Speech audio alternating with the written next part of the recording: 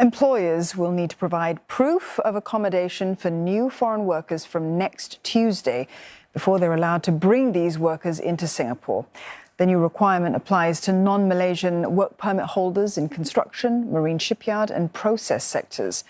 But securing spaces for these workers to stay is still proving challenging for industry players. Sabrina Ng with this report. Dormitories are nearly full, and more migrant workers are being housed in non-dormitory accommodations.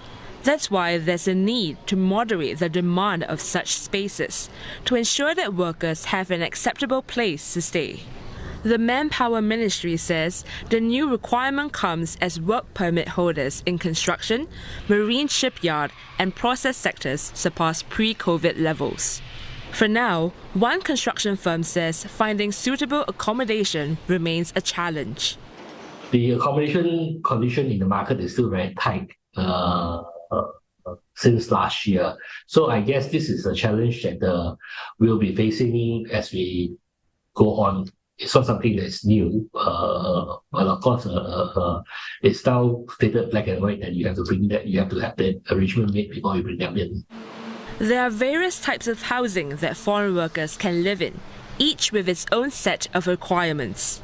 For instance, private properties like condos and residential units in shophouses cannot have more than 6 occupants who are not part of the same family unit. Checks on the accommodations will be done by the authorities before employers can proceed with recruitment. Those housing their workers in places like purpose-built dormitories or their own dormitories could expect approvals within a week. Meanwhile, those housing their workers in private residential properties or hostels may take 6 weeks or more to receive approval due to additional checks. It's a move one charity which supports migrant workers welcome. It is important not just to provide basic accommodation, but a suitable and decent one.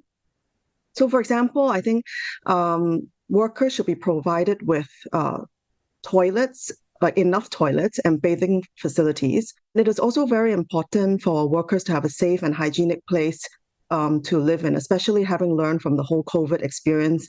The Manpower Ministry is also urging employers to contribute to bed supply by building their own accommodations. Firms are also encouraged to implement measures to reduce their reliance on foreign workers.